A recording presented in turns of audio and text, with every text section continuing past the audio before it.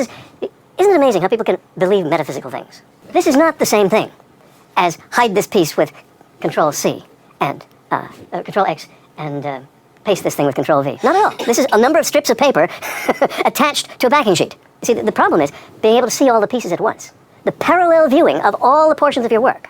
One of the higher functions of the human mind, rather than hide and plug, as represented by these two functions. But why do they call it that then? Because they created this abominable mechanism called the clipboard, and to justify it, they gave it the name clipboard. See, it's just like an ordinary clipboard, except you can't see it. It only holds one thing, and when you put something on it, it destroys the previous contents. In every other way, it's exactly like a physical clipboard, except there aren't any other respects. So this is pure propaganda to make you accept this abominable mechanism. And so then they called the functions of it copy, cut and paste, to make it seem as though somehow it was replacing a previous function, which it does not do, and you cannot get software that allows you to do that. Well, self-publishing is vanity publishing. Excuse me. All publishing is vanity publishing. This is a content-free song about a content-free seminar paper. It can be seen as looked upon from different points of view. The next 2 decades, they'd say to me, "But are you a computer scientist?" What has that got to do with it? This is all obvious. And in fact, the computer scientists, a lot of them are clucks, obsessed with completely unimportant things. What is recursive programming, which is absolutely useless. But it's a way of saying, we're scientists here, we don't care if it's useful. How could Nelson know this? He wasn't a computer scientist. I was a movie maker. What is the computer with a screen on it? It's a movie machine. How do you do special effects? Well, you look at all the possibilities. Cameras, framing, What's the cheapest way to make a monster? Have a picture of a person reacting. Ah!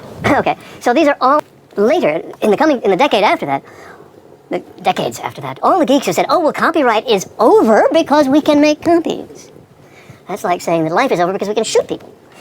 And so every computer scientist I talked to about this during the 1960s came up with some bozoid response. It's about civilization, for God's sake. It's about what kind of a civilization we're going to have. And right now we're living... Calm down. It was a hard concept for a lot of people, but it really wasn't, you see. I had $700 to make a movie. He would have wanted me to. No time to write a script. I'll just have the actors say, parp, parp, parp. And that'll be funny, like Huckleberry Hound. Well, the bifurcated status of dichotomies involved. It can be seen, etc. The division of the subject is connoted by that I was able to so do. Ooh, ooh.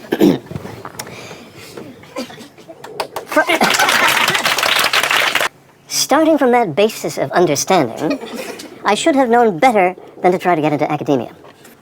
But the problem is that the truth is out there, and some of it is known by scholars. And one can't quite stay away. By the myth of technology, I mean the myth that IT, information technology, is some sort of relentless force. I became enthralled by a product called kangaroo spring shoes. They had long springs. And obviously this would allow me to take great leaps and to go down the block at double the speed.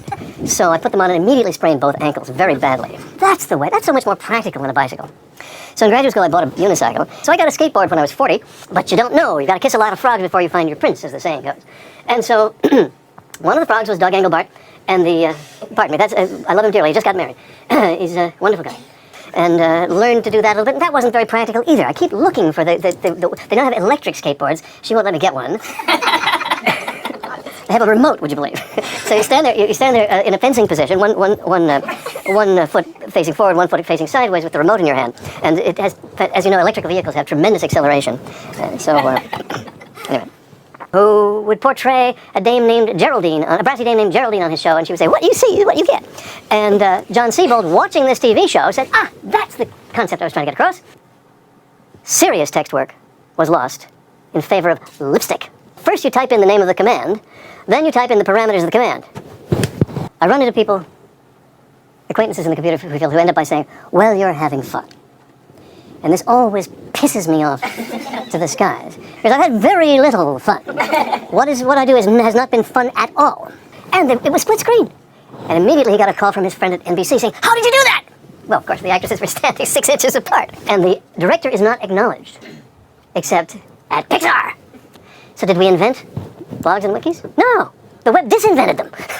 They took out that capability, so it had to be reinvented as a separate mechanism Today, some major economic guy said, people should not panic. Which, of course, is the trigger for panic.